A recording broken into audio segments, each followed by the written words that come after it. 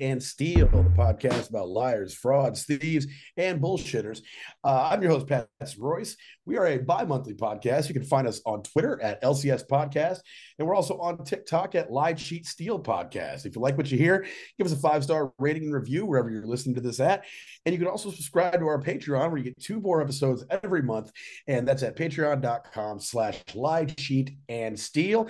With that out of the way, I'm here as always with my co-host Kath Barbadoro. Kath, how you doing? Hi Pat. I'm good. I'm a little tired today. I couldn't sleep last night and I was on TikTok and I somehow got sucked into, so apparently NSYNC reunited the other day to like present an award or something. And it has caused a resurgence in NSYNC appreciation. And I got stuck on NSYNC TikTok and I realized I would not have known this about myself until last night when I couldn't sleep. If they reunite for a tour, I'm buying tickets. Like I was taken in. I was like, this is good. I liked it when I was a kid. I thought I'd moved on. It's like, no, this is still great. This is still great. I bet like JT is back in the price range now too.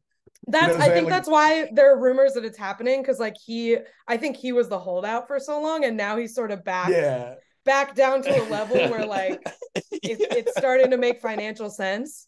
But I always JC is the real talent there. Justin Timberlake, he got the rocket strapped to him, but like JC is the real brains of the operation. He's my favorite. It's time for the JC Renaissance. Is JC the bad boy? The one who had like the dreadlocks and the goggles and shit? No, JC is like he was sort of like the shy, sensitive one, I feel like. He was sort of the second lead. Like the verses that JT didn't sing, JC would sing them. So, and then he had like a very brief kind of failed solo career. There are a lot of conspiracies about his solo career being intentionally tanked in favor of JT. I learned all of this last night, by the way. So I'm seeing this guy. Yeah, JC Chase. Yeah. He was good. He has a really good voice. Was he the one that did the song where he was like, he did one solo outing with a female vocalist, I forget, but he's like, "Don't you like my Timbs, my baggy jeans, my thug?" Yes. Was that him? Yes. Yeah. That was like pre NSYNC, and I think it was one of those things where like they got him and they weren't famous, so it was like, well, they're not going to know that he doesn't have Timbs and baggy jeans and thug appeal. No one will know. And then they got famous and it was like, yeah, that guy does not have thug appeal. That is not.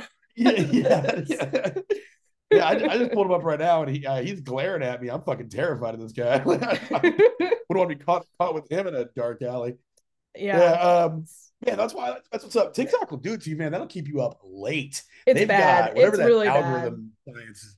Yeah, it's like they're like the Walter White of fucking algorithms. They figured it out for real. The other day, I got home in time to go to bed and get a reasonable 8 hours of work before I went to work, and I think it was just like I have like a lot less free time these days. And it's one of those things where you just hold on to every minute of free time. And I sat there scrolling. I didn't get to bed till 1:30. I had to be out the door at 5:30. I was like, what the fuck am I doing? Well, it's like myself as it was happening. It's like I can't remember what it's called, but it's like bedtime rebellion, where it's like, well, work gets all my waking hours, so fuck you. I'm gonna stay up. This is my time. To stare at my phone for hours. You can't take this from me. I used to be pretty good about, I only let myself look at TikTok if I were like on the bus or something. Like I made a rule that I can't look at it when I'm like, unless I'm like captive somewhere where I can't do anything else. So like public transportation, I can look at TikTok. Yeah. I think I need to go back to that, because I don't need to be learning about JC at 3:00 in the morning on a Saturday. I don't need that in my life. So. Yeah. I started getting back into watching skate clips, because I used to skate when I was like, mid 9th grade. And those skate clips, they got them edited, and like I like watching people skate anyways. It's like hypnotic. And the way they got them edited, it just sucks you in. Next thing you know, it's like 45 minutes have gone by, and you're just watching dudes just hit sick ollies. That raccoons, I love videos where raccoons are up to stuff. So it's all raccoons and skateboards on my feed. One of my favorite things lately, I don't know if you got this, but it was like this filter of the penguins from the Madagascar movie doing this dance, and it fit perfectly with 3-6 Mafia song. So everybody's doing this dance with the little penguins. I I'm trying to figure out which. I think it was like half a sack or something. It was like, yeah, half on a sack. It fits like Oh perfectly yeah, with him, yeah, and it's very yeah. good. I've really I been love enjoying that. that. Yeah. God bless your Anyway, internet. I have a Yeah. segue, I think, Okay, for let's my hit. story today. So, speaking of entertainment, the story that we're going to Ooh. cover today was made into a movie a few years ago. And Ooh. it was a very Okay. successful movie. And the reason I never thought to cover it for this podcast was because I hated this movie. I thought it was really bad. And so I like Off never to a thought great about it start. again. I never thought about the story Yeah. again after I watched the movie because I hated the movie so much. Um, but I know this is sort of a minority opinion. So I won't, if you like it, that's totally acceptable. Most people do. Have you ever seen American Hustle? I have not. Okay. I've heard about it, but I've not seen it. So this is Yeah. all new to me. It's sort of When did like, American Hustle come out the same? It came out at the same time as something else that I saw. It was like another like, hey, snappy crime movie kind of deal. yeah, And I it was can't remember what it was either, like but deep. there was another one that came out at the same time. Yeah. Yeah, they had like a deep impact in Armageddon kind of thing where it was Wolf of Wall Street. It was Wolf of Wall Street and Yeah. fucking American Hustle. And it was like there's a rule that you can only see one, so I only saw one. Well, it's funny Yeah. because I think American Hustle kind of is. So it's by David O. Russell, who has made a bunch of movies that, again, a lot of people like. The only one I like is The Fighter. I think that's a great movie. I don't really like his other stuff, but I Yeah. think American I like Hustle was Three like, Kings. Three Kings was tight. I've heard Three Kings is good. I've never seen it because I don't like the rest of his movies. So I'll check it Yeah, out. yeah. Then again, I haven't given it the adult rewatch yet. I loved it when I was a teenager. It was like real slick as shit when I was a teenager, but I haven't given it the go back yet. I've heard it's like holds up. Like usually when I Yeah, say I don't really like David O. Russell except The Fighter, they say, "Have you seen Three Kings?" So I'll have to yeah. watch it. But George I Clooney, think man, for my entertainment dollar, the guy knows what I like me some Clooney on the screen, man. he He's is a such damn a movie charming star. He guy. really, yeah. But it's interesting you compared to Wolf of Wall Street because I feel like American Hustle was sort of David O. Russell's attempt at doing a Scorsese movie. Like it had that kind of Mm. feel to it, but yeah, I just didn't like it. So I like haven't thought about it in a long time. And then I found this story and I was like, this is such an amazing story. Why haven't I heard about it before? And then I found out it was American Hustle and I was like, oh, well, that's why. Uh, So I haven't thought about it. So if uh, anybody's seen that movie recently or knows about that movie, you know what we're talking about. We're talking about something called ABSCAM today. Have you heard of ABSCAM? yes, I just started listening to a podcast about this dude. That's so crazy. The dots are connecting. Yeah, I listened to the podcast about Abscam like a week and a half ago, Oh shit. and Okay. so yeah, So that guy you'll seems be cool able as to shit. you'll be able to help me tell the story then probably because I read some Yeah, articles, yeah, but yeah. what's the podcast called if people want to go more in depth about this story? It's American Scandal. I listen. It's American Scandal. Okay. It's on Wondery, and Mm-hmm. they do. I've pulled a few topics off American Scandals. They got some good shit, and yeah, it's just this dude. His name's Lindsey Graham is the host, and he's not that one, but Yeah, he is like a that podcast sucks. voice actor. Yeah, yeah. And when he like I started hearing his podcast, he'd always be like, "Hi, I'm Lindsey Graham." You go, "No, not that one," but he does every character in every reenactment, and like that dude's voice acting is incredible because he'll just like if he's doing a female character, he'll just like slip a slight into incantation. You're like, oh, that sounds like no, he's very good. And people who like him love him. I love that guy. So American Hell Scandal, yeah. hosted by Lindsey Graham. Check it out. Well, yeah. So we're gonna do our version of it today. Put our spin on this story. I had like I'm sure I'd heard of this, but I just like never had like learned about what it actually was, and it's pretty wild. So AbScam. I'm gonna jump in here. So the two articles I sort of took the most information from were NJ.com wrote a piece called Jersey Hustle, the real life story of AbScam. That was by Ted Sherman. And then the other one is by Jimmy So at the Daily Beast, called The Real Story and Lesson of the AbScam Sting and American Hustle. So like a bunch of stuff came out about this around when that movie came out. Yeah. But yeah, so AbScam is the name for an FBI corruption investigation that played out in the late 1970s and early 1980s that caused they got 19 convictions, many of them politicians. So Yeah. 7 members of Congress, 6 House of Representatives, 1 senator, a New Jersey state legislator, 3 Philadelphia councilmen, and a whole bunch of accessories to that as well, got caught up in this. And it's a really interesting story because I feel like there's some ambivalence here that is interesting. I don't know how much ambivalence I feel, but yeah, we'll get into it. It's a very interesting story. Yeah. So, as Pat said, the guy at the center of this is he's a real character. This guy, a man after my own heart. Like I love a good crook. I love a good non-violent crook. You know, saying somebody that's just like a scammer. That's why we do this podcast. There's something about that personality type. I've always thought it was cool since I was a kid, and my parents noticed it, and they were like, "These people aren't cool," and I was like, "They're kind of cool though." They're a little bit cool. You're also not helping it by saying they're not cool, because that just makes them cooler. So I don't know if you guys want to backpedal on that, but yeah, always love this type of guy. Yeah. So this guy, his name is Mel Weinberg. Melvin is his legal name. So in the movie American Hustle, the character based on him is named Irving Rosenfeld. Man, really had trouble saying that. Let's make Mel Weinberg more Jewish. He was like, we'll call him Irving Rosenfeld. Who is played in the movie by Christian Bale. So if you're watching it, that's who this is about. So this guy, he grew up in the Bronx and was sort of a hustler, you know. One of his early jobs was he was bribed by a union official to smash glass windows at places that had used non-union glaziers for the windows. Fuck yeah. So like shit like that, just like old school union corruption shit. So that's like kind of how he got his start. So, you know, the classic path for someone on this podcast. He starts out doing that, and then he starts sort of your classic scam for like investment firm that like we talk about all the time. So basically he had this firm called London Investors that, you know, he'd take your money and say, you know, promise infinite returns for your deposit, and then of course would just not pay people back, or do, you know, like a little bit of Ponzi scheming, and then that's that. Yeah. So he was pretty good at this. One of his notable victims was Wayne Newton, which is wild. Oh, yeah. Wait, is that it's not unusual? Is that his?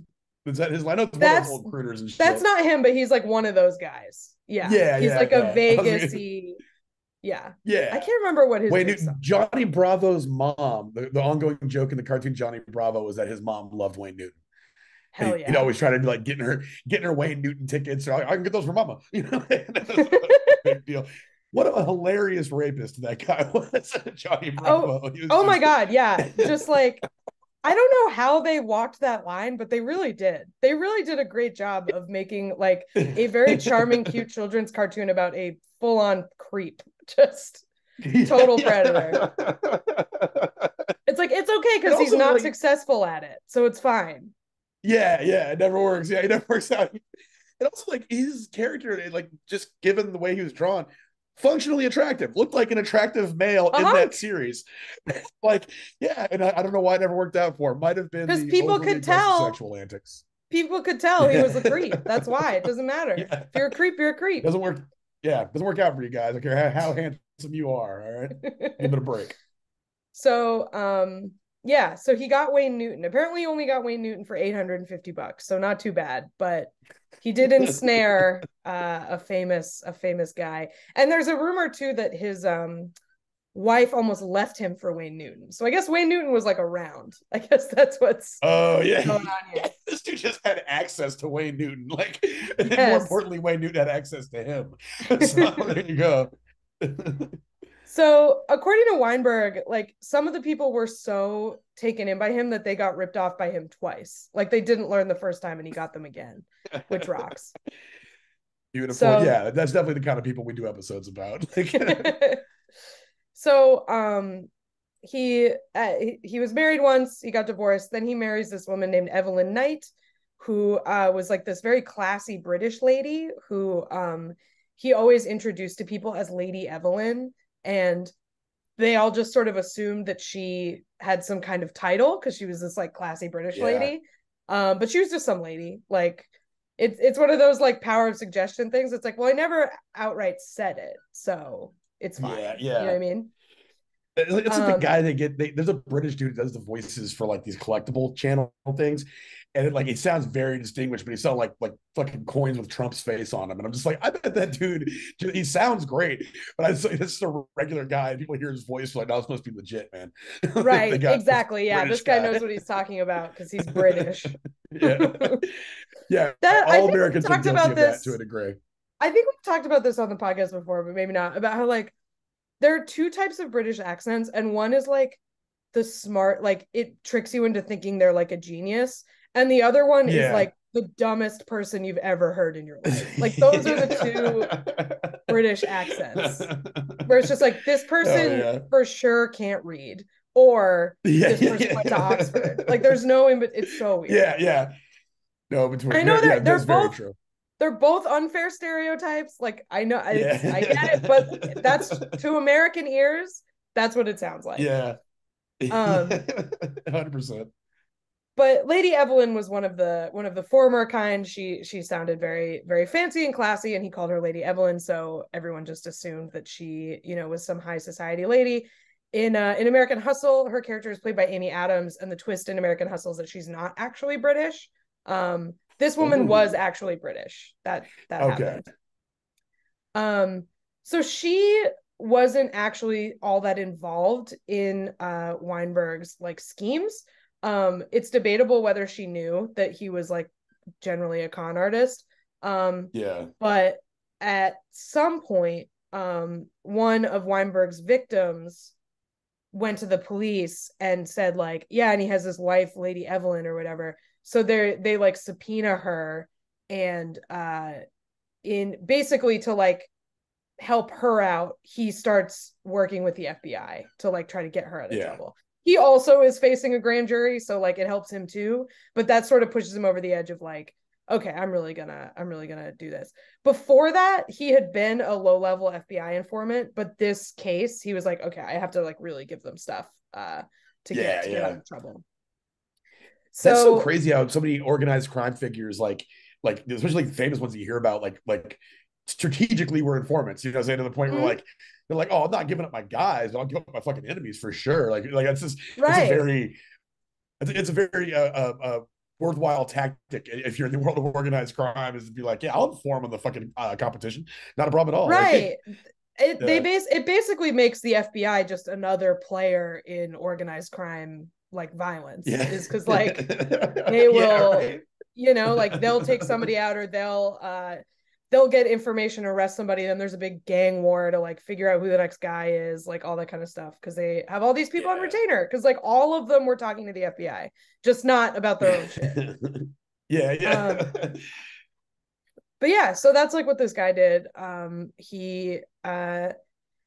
He started working with them more extensively. Initially, he was working with them on pretty low level stuff. He had like this he was involved in this operation that had like a $32,000 budget. It was supposed to be for a couple months.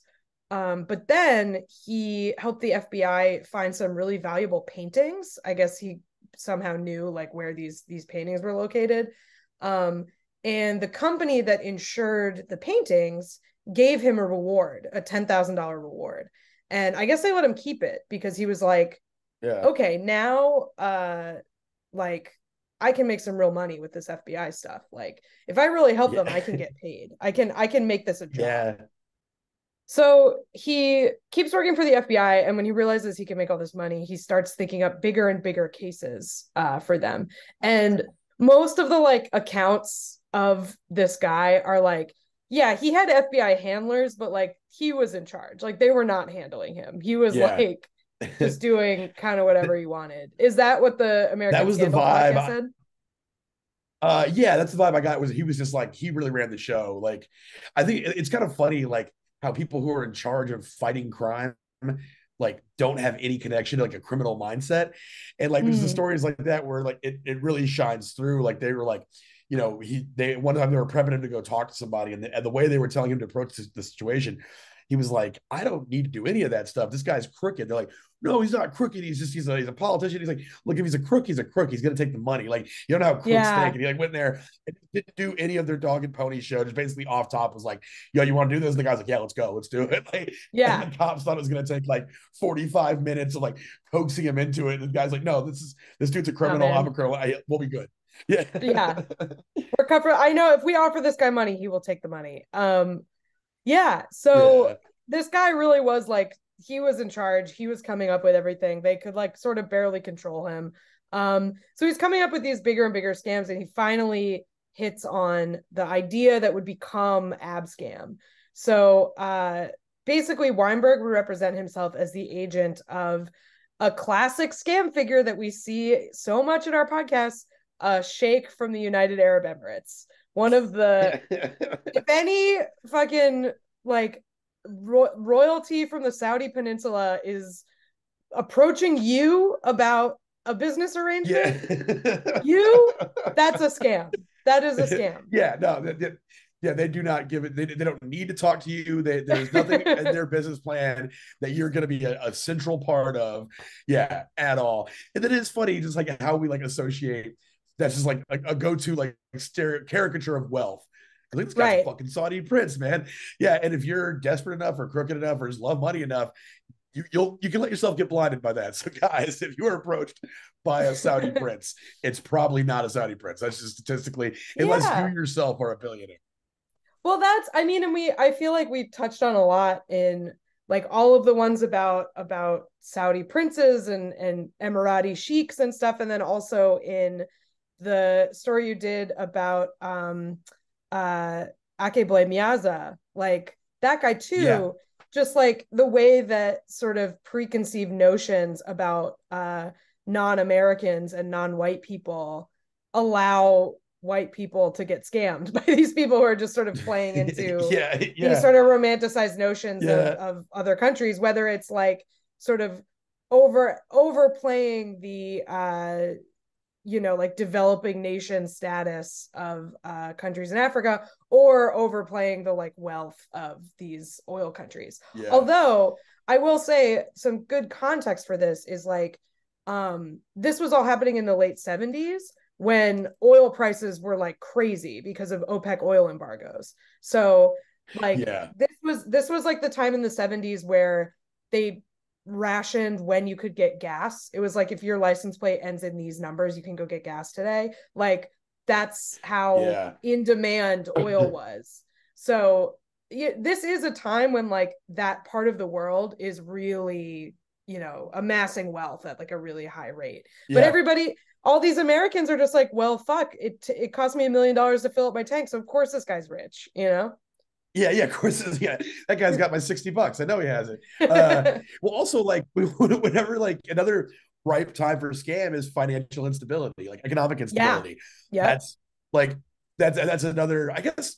Even in boom times, there's opportunities for scamming. I guess it's all about how you play it. It's like, hey, things are really bad right now. Here's your lifeline. Or things are going great right now. Join the rocket ride to the top with us. Come on in, baby. Like it's like if you're a good con man, you can take whatever the tenor of the day is and be like, hey, this is this is where we're at now. Like, you could play upon that. And I'm sure that guy was really good at it. Right. And that the Daily Beast article also made note of the fact that like that might be part of why his investment scheme was working, because this was like the stagflation era where interest rates were really high. So like when interest rates are high, it like hurts people with debt. It helps people with investments. You know what I mean? So like that, the like targeting people to make these fraudulent investments like worked really well. So anyway. There's just a room somewhere in Washington where a guy makes up a number that is the interest rate. He's like, 3. Now 3.1. We'll call it 3.1. And then there's just like global economic reverberations for the next decade. Like it's so cool. I love that. The economy is fake. It's pretty great. So he represented himself not as the sheik, but as a representative of the sheik. Obviously, Mel Weinberg is not necessarily going to be good at playing an Emirati sheik. But hello, I'm Arab. Some of those guys had like brown face and shit. So some of the agents, if I'm not mistaken, Yeah, we'll talk about the that a agents little doing the bit. shit. Yeah. Yeah. So, Okay. so he starts with just like your average white collar crooks running this scheme on him, where he basically says that he's representing this Emirati sheik, and there are like a couple reasons that he gives for like why the sheik wants to invest. So he uses the name Kambir Abdul Rahman. Um, and he says this guy, he wants to loan out his money at interest. Again, interest rates are really high. But that is against Islamic law. You're not allowed to do that. It's usury. So he's like Yeah. basically looking for a fence to help him do this because it's sort of against. It'd be a big scandal if Yeah. they found out he was doing it. So that was one thing he I love how did. he's fencing for Allah. It's like Yeah, I'm trying to cheat God on this one. I got to go to an intermediary. yeah. Like God's gonna be looking through the records. Like, oh no, that looks good. Like he's gonna just fool God somehow. That's great. I love that. So that was one, and then he also would just say like he wants to buy art or he wants to finance porn. That was a big one. He said he wanted to like get into the porn industry. So again, like adding to this picture of this guy's like, I'm the representative of a crook, just like you, the person I'm talking to. Like this is a crooked Yeah, guy. yeah, This guy yeah. wants to cheat Allah. Like he's unscrupulous, you know? Yeah. He wants to invest in porno. So, Yeah. I just investing in porno is such a great concept. Like, I want to invest in porn. I love that. I mean, it's good money. Apparently there are a lot of I probably not so much anymore, but apparently there was a lot of organized Yeah. crime in the beginning of the porn industry, financing all that stuff. Yeah, like a lot of like drugs, drug dealers and stuff laundering money through there, and just like mob control. Because it used to be Yeah. illegal. It was illegal to make the shit. Yeah. Right. I mean, and it's only like a half step away from vice, you know, gambling and all these Yeah. other things that organized crime is involved in. So, anyway, as you said, there were occasions when Sheikh Kambir Abdul Rahman had to appear in front of these marks in this scam, and they were portrayed by a couple different FBI agents. It is unclear the extent to which brownface was used, but it was certainly very possible. Um, American Hustle Yeah. obviously really makes hay out of this. Like they have like, you know, an Irish guy who can't speak Arabic doing it, like that kind of shit. Man, what's Um, fucked up is like like the idea of like what somebody is like, hey, you got to pretend to be Arab, like what behaviors they were just busting out. yeah, Like man. weren't the most nuanced performances, you know? Yeah. Again, playing on people's sort of racism that you could get. It's like Borat, basically. It's like if you're Yeah, ignorant yeah, enough, Borat seems like a real guy, you know? Like you're like, I don't know anything about yeah, Kazakhstan. I guess this is what they're like, you know? yeah.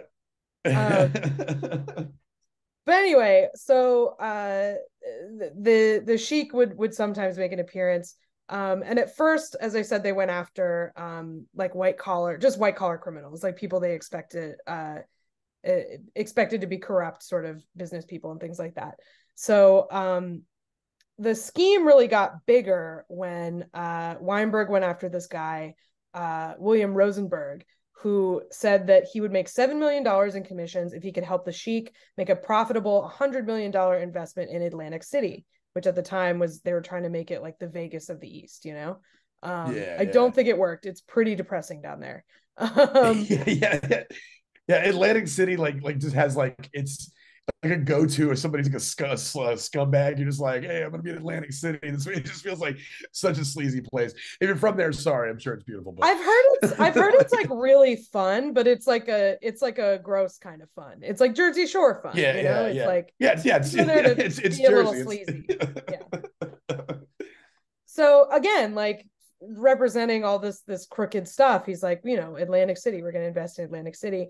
The problem was that the Sheik needed a guarantee that the hotel casino that he was helping to build would get a gambling license, very coveted, you know, thing to get.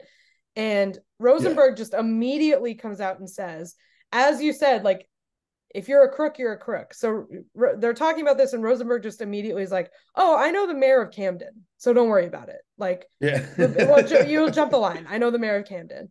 So Yeah. The mayor of Camden is the first politician who gets involved with this stuff. His name is Angelo Ericetti. And in American Hustle, he is named Carmine Polito, and he's played by Jeremy Renner. So that's like who's based. He's based on this mayor. So Ericetti was known as being sort of like a foul-mouthed, big talker, tough guy type of man. Yeah. Which I guess he probably would have to be mayor of Camden in the 70s. Like, yeah, they weren't elected punks. Yeah, you had to. Yeah. So Ericetti, Rosenberg, this white collar businessman criminal, brings Ericetti to Weinberg like right away. Like there's not like any secretiveness about the fact that this guy is corrupt. Just like they get a meeting right away. Ericetti says, "I'll give you Atlantic City. Without me, you do nothing." He wanted $400,000 in bribes. So again, just kind of coming right out with it. Like, I'm in charge of shit. Yeah. Give me the money. I'll grease the palms. I'll make it happen. And according to Weinberg, this guy was like, he was thinking up more criminal activity for them. Like, they didn't need to present him with more ideas.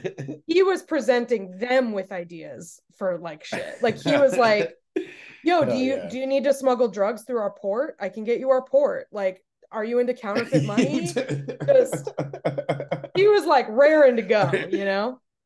It's like, boy, I've been waiting to meet some other criminals. Let's do this. Exactly. Yeah, just really, really feeling it. So he, like, Ericetti, just in his crime hospitality, ends up getting all these other people implicated in this scam. Because Ericetti's like, what's up, dudes? Like, you need congressman? I got congressman. You need a senator? I got a senator. You need councilman? I got councilman. So at this point, ABSCAM becomes a political sting. So what they do now that they have all these politicians sort of in their web, they say, okay, well, now the sheik wants American citizenship. That's what he's looking for. And all of these corrupt politicians go to work getting this guy American citizenship, which, like, we all kind of knew that that's often how this stuff goes. Like, if you're a high-powered businessman who's going to generate money for the American economy, you're going to get your your immigration stuff. Yeah. Didn't they facilitate that by pushing forward laws? Like, it wasn't just like hey, I'll move paperwork around. They literally had to like propose bills to amend the process by which citizenship is granted to make it more favorable or easy for this person. If I'm not mistaken, I could be wrong, but it wasn't like just like, oh, I'll call a guy. It was like, oh no, we actually got to get some people to put forward a bill that's going to propose amendments to the citizenship process for this fake sheik. Yeah, for the fake sheik or his associates or whatever, if I'm not mistaken. Wow. I guess it was go ahead. Oh yeah, that's what it was under the impression that, like, yeah, basically it wasn't just so much of like having to make a phone call or push these guys through. It was that there would need to be like top-down reform of legislation. Damn, and they were going to do it. They were going to pass it specifically. They were going to. Yeah. Wow. Yeah, that's not in the upend the immigration process. Yeah, that's not in the Daily Beast story I read, but it definitely wouldn't surprise me. But they were like definitely trying to arrange this guy to get citizenship, which is like a pretty heavy like non-financial crime. Speaking of finances, another thing to note about this is that Weinberg was paid $150,000 by the FBI for doing this work. So like he was basically an employee at that point. He was not. He is a company man. Exactly. So, and again, like that was his sort of motivation for doing this, was like he figured out he could make some money. And he also really enjoyed fucking over these politicians who he called, quote, a bunch of perverts, drunks, and crooks, which can't argue with that, man. Yeah, right. And I only like two of those things. Okay? I only like a drunk and a crook. You can take your perverted ass somewhere else. It depends on the type of pervert. Some perverts are yeah, very true. Harmless. We did a Vanilla Presley. We did a Vanilla Presley set the other day, and we were asking for topics of which to freestyle. And you hear a lot of the same stuff. And I know where somebody from way in the back just goes, the pedophilic elite. I was like, that rocks. That's like, really good. Yeah. We had a good time with that one too. Did you freestyle about the pedophilic elite? Yeah, because we have a rule that we do where it's like we always say no food, no animals, and no Elon Musk, because those things that get shouted Mm, out all the time. yeah. And then so we say that, and then somebody's yelled the pedophilic elite. I said, hey, we weren't doing Elon Musk. That gets a big Yeah, laugh. yeah, yeah. Nice, And then, nice. yeah, and then it was like we had some other stuff that tied in about like quitting Monopoly. Somebody suggested rage quitting Monopoly, and it was like Mhm. we just like kind of tied into like corporate big banker stuff, pedophilic elite Nice. game board. It was fun. We had a good times at Roscoe's. Yeah. That is a wild shout out though. Good for that Yeah, yeah, psycho yeah. in the back. I was like, what the fuck? Yeah. So, this is where we start kind of talking about the ambivalence of this whole kind of case, right? So like uh they work their way up to these senators and these congress people and stuff. And the stat that I've seen repeated a bunch but that I couldn't find any real backing for is that of the politicians that they offered these bribes to, 25% of those people took the bribe and were corrupt, which like that's pretty staggering, but it's also like I don't know if it's true, and B, it's not like they Yeah. pulled all of Congress and 25% of them were corrupt. It was like these people who were already in the network of all of these corrupt people, Yeah, yeah. 25% of them took it. You know what I mean? Like Yeah, yeah. anyway. Yeah, but I don't know. That just gets bandied about a lot, that 25%. But the tricky thing about this is like Congress is obviously pissed. Congress is very upset because like all of this stuff happens. They entrap all of these people, and that's kind of the basis of the argument, is that this was entrapment. But in the end, they, as I said, Senator Harrison Williams of New Jersey, Congress people John Jenrette of South Carolina, Raymond Lederer and Michael Ozzie Myers of Pennsylvania, Frank Thompson of New Jersey, John Murphy of New York, and Richard Kelly of Florida were all convicted of bribery and conspiracy in 1981. They also got some state Congress people. There were a few people that were close to being indicted, but never actually took the suitcase of money and therefore avoided jail. So pretty cool. Um, I love a good conversation when there's like an envelope of money on the table, and the person's just like, all right, well, I'm going to leave this right here. Like, oh, right. okay. I may or may not take it. Yeah, it's like if you can play that standoff the right way, you can actually dodge some fucking trouble. Like, Yeah. I don't know what envelope you're referring to, actually. I they must have forgotten their suitcase here. I don't know what happened to it. Yeah, yeah. So What's like the whole thing about you sell like it's like it was a I think it was like a I was on that movie The Wash, which is like a real shitty hip hop comedy from the early 2000s. And Tommy Chong has a fucking cameo in it as a weed dealer, but he has a whole bunch of weed in a bong. He's like, I'm not selling the weed. The weed is free. I'm selling this unused bong. It's like, that's what you're buying. He's like, the that weed was is just free.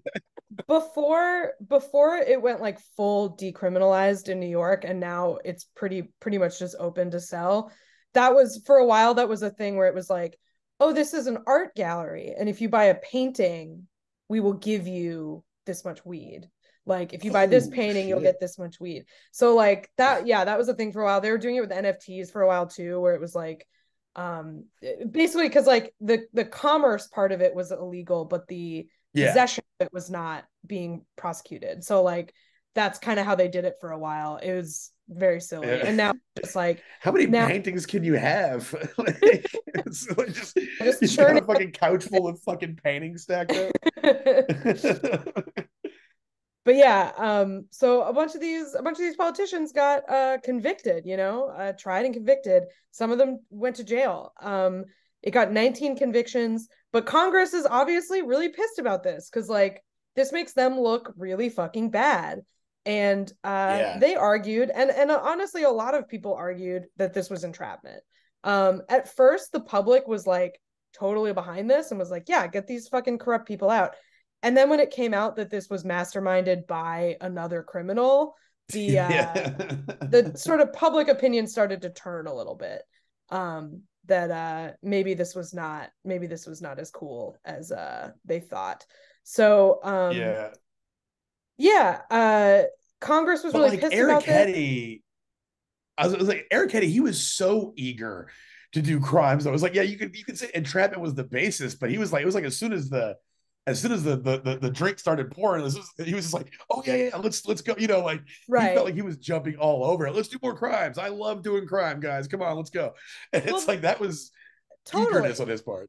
And this is kind of why I'm ambivalent about it, because on the one hand, I do not want to give law enforcement the constitutionally protected ability to entrap people. I think that is Yeah, bad. I think that, like, I do not want police to have any more power than they have to put people in yeah, jail. Like, I really believe that. But on the other hand, I also believe that if you're going to be an elected representative in this country, if someone offers to bribe you, you should say no. And like, if you're not yeah, saying yeah, no, you should get in trouble, Like, so yeah, yeah, it's yeah, like a little tricky, because I'm like, I think politicians should be held to different standards than regular civilians, but yeah, also cops are shitty. So like, yeah, I don't know. It's like a yeah. little, You know it's a what? little tricky. it it is weird, and whatever precedent they establish in those investigations can trickle down to just normal ass people. And it's like you don't want Exactly. that, Well, man. Congress, it's not like Congress had our best interest in heart, because basically what they did, because they were so mad about this, is they basically just made it a lot harder to do undercover investigations of politicians. Like, that's all they did. So I'm it's glad they not like protected they the were real victims and all this. exactly, like Yeah, yeah, they basically made it impossible for the FBI to ever do something like this again. So like, there is yeah, basically no way that the FBI can conduct a political sting operation. They're just like not allowed now. So I man. don't think necessarily that the Congress people were actually upset with the police overreach. I think they were just mad because it made them look bad. Yeah, yeah. So Yeah, speaking about just a congressional behavior fiasco this weekend, Lauren Boebert oh my jacking off god. her dude and Yeah. vaping in the theater. This episode isn't gonna come out for like a week, so who Yeah, knows what's gonna happen with that. But yeah, man, yeah, who, politicians are so fucking stupid. It's unbelievable. yeah. But yeah, And that so was when that other detail emerged. Like she did what? That was insane. Sorry, that part of it blew my mind. I was like, that's crazy. at the Beetlejuice musical, like, what the fuck, Yeah, yeah, man? Beetlejuice musical. Already an insane date idea, but like, yeah, yeah, insane to be yeah. fooling around Shout out to there. that dude though. He's like, hey man, I got jacked off by the governor at Beetlejuice, or It senator, or whatever the hell. Like, hey, look, is keep on the like low, but I got jacked off at Beetlejuice by the person who runs our state. And I don't tell mean, nobody, but that happened. that totally happened to me. But yeah, so uh the Congress people, like, not only did they make the attorney general pass new laws about undercover operations, they also just like were totally obstinate through all of the criminal proceedings. So like, they had hearings on the FBI's conduct, and they would like deny and delay appointments with the FBI just because they were like, fuck you guys, we're not helping Yeah. you, you made us look bad. um Yeah. yeah, so like, everybody was super petty about it and took it really fucking personally. And but those people did go to jail, so they're Yeah. never going to be able to do something like this again. But we have this really crazy story, and a criminal got $150,000, and people still debate about whether this was justified or not. So Yeah. that's pretty Damn. much it. Yeah, this was worth it from the Mel Weinberg standpoint. Totally worth it. Like I Absolutely, know yeah, he got no like, downside. yeah, he got all his previous charges dropped. He walked away with a whole Yep. bunch of money. Good for him. Yeah, obviously all the politicians, not worth it for them. This also cropped up. We talk about movies this appears in. This appears tangentially in Donnie Brasco. Have you ever Oh seen Donnie yeah. Brasco where he like, Mm-hmm. yeah, had to get the boat, so they get the left. It's called the Left Hand, and it's like just like Lefty's name. But that's actually the name of the boat they used in the ABSCAM thing. And it's like Nice. be like, remember when those FBI agents dressed up as Arabs and conned all those congressmen? This is a great line. Donnie I love that Brasco's movie. Anyways, great. Yeah, but that movie's so yeah, good. fucking rules. But man, well, yeah, so I would say worth it, totally worth it for Mel Weinberg. It does suck that, like, yeah, you don't want to. It's a double edged sword. You don't want to see the overreach of U.S. government like get any stronger than it already is, but also like Yeah, man, like you know every motherfucker. I'd say every motherfucker, but to me, like so many of those people are just corrupt pieces of shit that will use their power to sell anybody down the river they want to get an envelope full of cash. And you want to see them taken down a peg or two, but then you got to think of the consequences of giving that absolute power to the FBI. And be like, well, fuck, that can come back on us too. So it's tricky. I just feel like if you're in a position of power, like a congressman or a senator or something, the it's almost like odd. It's almost not entrapment because it's like the very like definition of taking that position is that people are going to try to grease your palm because you're powerful. So it's like, you know Yeah. what I mean? Like Yeah.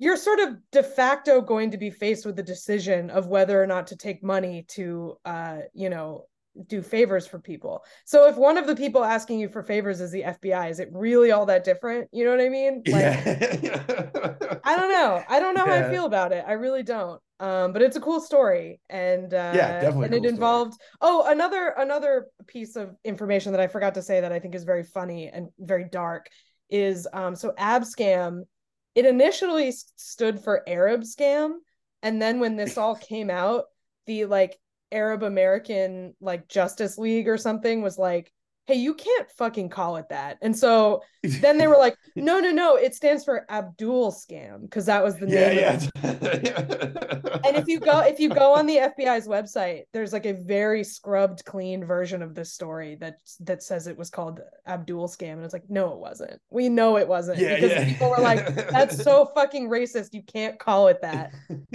Very funny, just a very funny detail. Yeah.